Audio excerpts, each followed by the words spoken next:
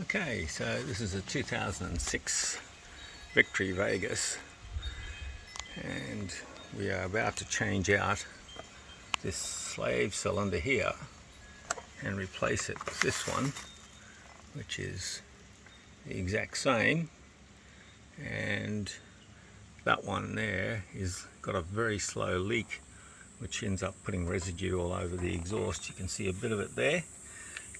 So we're going to change that out, put this guy back in, and should be good to go. So we just need to use the vacuum pump to pull the fluid from here all the way to the back, because it doesn't actually do it automatically. So you've got to put some sort of vacuum assist on the other line at the brake caliper to make it work.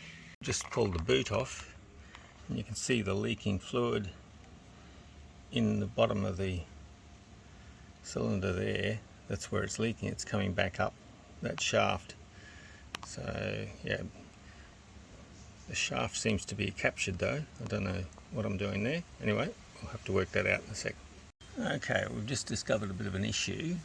While the cylinder externally looks exactly the same, internally it's not. It's got a different actual bucket and a different mechanism inside that holds this in place, which is obviously an integral part. So we're going to have to just try and replace those buckets on that.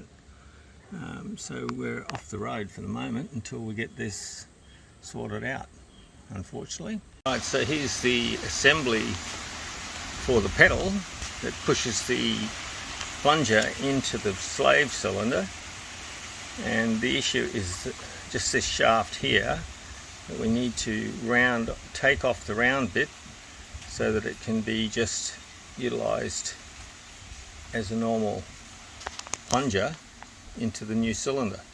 So we're going to try that as a first source of things. If that doesn't work, then we'll try plan B. Right, so I'm having to grind this down.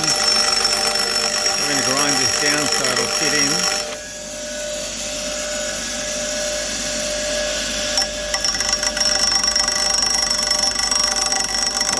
Grinding down this push rod using a drill so that it'll fit in there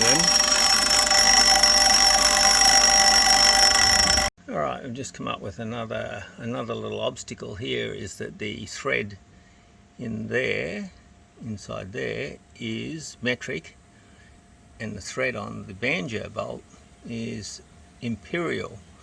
So I'm going to have to try and find a metric banjo bolt to fit this, and hopefully that shouldn't be too hard to find. Anyway, next problem.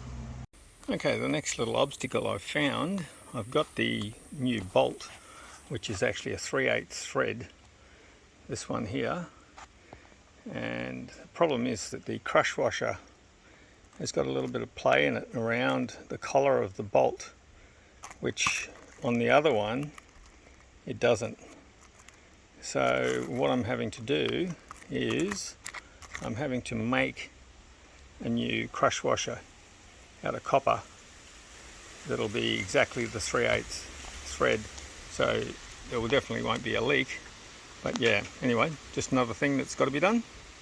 Okay, so I've made the banjo bolt, and it's almost identical, but not precisely identical, but it works. So we'll just mount the copper washer on there, we'll do away with that one, and away we go. Alright, so here's the moment of truth to see how well my manufactured banjo bolt works on this fitting. So we'll just pop it through, put a copper washer on the top, copper washer on the bottom.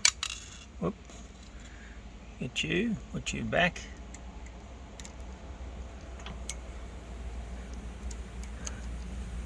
Pull that plug, and this copper washer intact needs to go on there. Okay, so I'm going to have to put this down, but anyway, I'll straighten that up so I don't cross thread it, and I'll put that on there, and then hopefully it'll all be good. Okay, so here I've just filled that. I'm going to pump this. I opened the banjo bolt and that had fluid come out of it, which is good, so that's primed. So now we're looking for fluid in the container here. There we go, we've got fluid in there. We just need to keep going until that turns blue. There's a vacuum pump. We're using a vacuum pump to suck the brake fluid and the air out. So we'll keep on charging this until we get blue fluid in the bottle around the corner. Okay, so it all seems to be working at the moment. We'll just recharge that.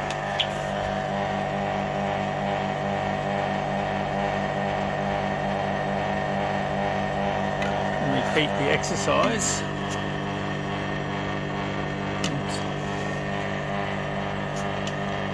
Just keep pumping the pedal, basically. Just keep watching this go down. By the time it finishes, there should be no air in the system. Hopefully. That's the theory of it.